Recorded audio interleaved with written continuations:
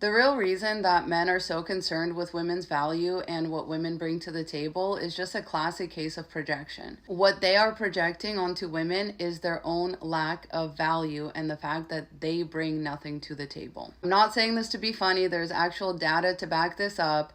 Men are harmful to women, even in marriage type relationships. On average, in those relationships, men tend to live longer and women tend to live less. Women have across the board worse outcomes when they are in proximity even with men. For men, it's the opposite. When they are by themselves, there is no metric on which they outperform women who are by themselves. When they are by themselves, they have a shorter lifespan, they have worse outcomes, their careers are not as successful as the men who are married. So what men are really projecting is their own lack of value. They're projecting the fact that they are the parasite and you are the host, and that they benefit a lot more from proximity with you than you do from proximity with them. The only thing that proximity to men brings women is a threat of violence, SA, SH, and unaliving.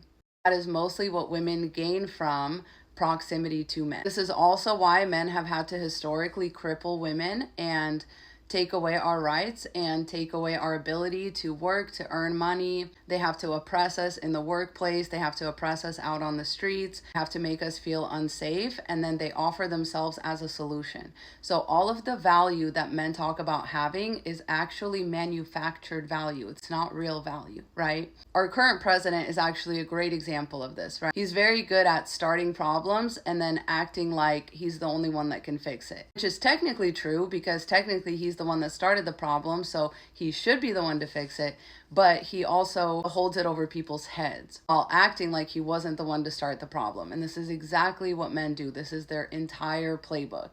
And now that we are seeing it on a grand scale, again, as a nation, we're experiencing this type of gaslighting.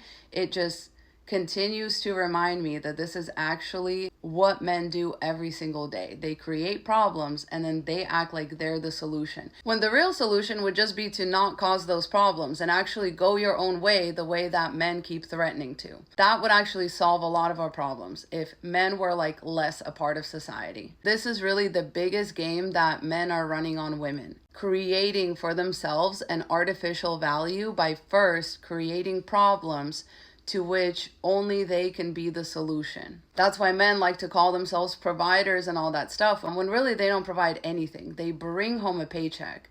All of the value that they provide goes to corporations, other businesses. That's actually the value they provide, and they get paid for that with money, and then they bring that money home, and they act like women should be grateful for that. Now, why do we even have money in the first place? Why do we have this idea that it's only men that bring money home? If money were to equal resources and provision, then why did that need to be kept away from women? It's so that men could call themselves the providers. They hoard their resources first, and then they figure out these workarounds to oppress women, keep them out of these systems, and then use that against us. They say, well, who built the world? The only people that were allowed to. Who's gonna protect you?